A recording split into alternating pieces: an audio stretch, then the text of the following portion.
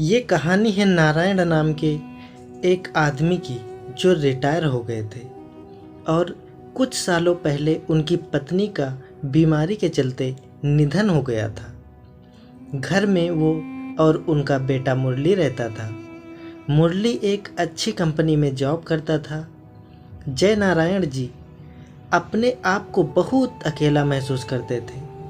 उनकी ये अकेलेपन की फीलिंग यूं ही नहीं थी।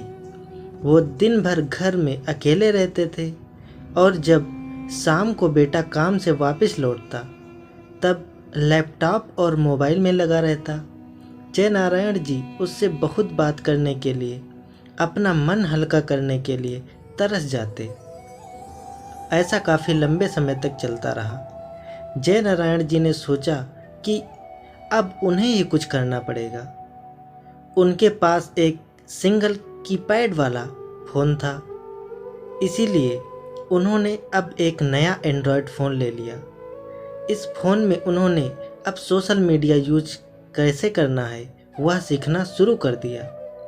शाम को जब उनका बेटा काम से घर आया तो उन्होंने उससे कहा, बेटा मुझे ज़रा सोशल मीडिया कैसे इस्तेमाल करते हैं सिखा दोगे? मुरली उस रोज़ थोड़ा चिढ़ा हुआ नज़र आ रहा था। उसने अपने बाप को कहा कि मैं इतना थक हार कर काम से लौटा हूँ और आपको कुछ नया सीखना है।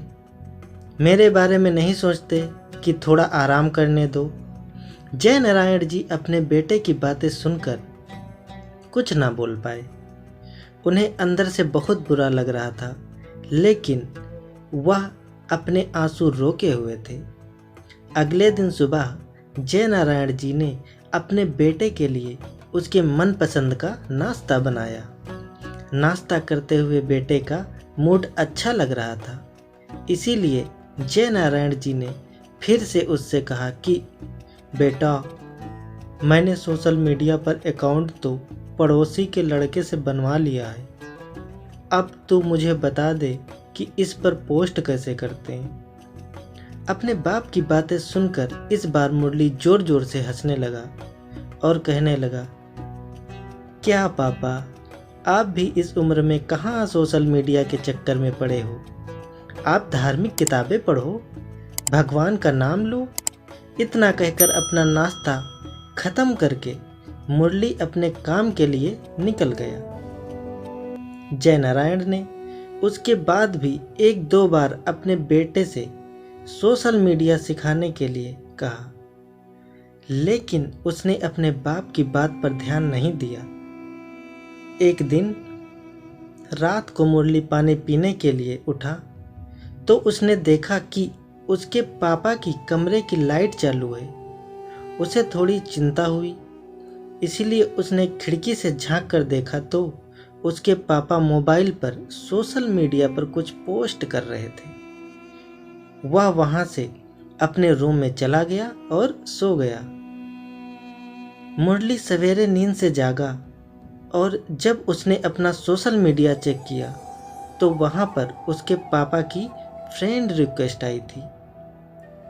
फ्रेंड रिक्वेस्ट एक्सेप्ट करने के बाद जब मुरली ने अपने पापा का अकाउंट चेक किया तो उसमें सबसे पहली पोस्ट जो थी उसमें उसी के बचपन की फ़ोटो डाली हुई थी और लिखा था, हैप्पी बर्थडे बेटा।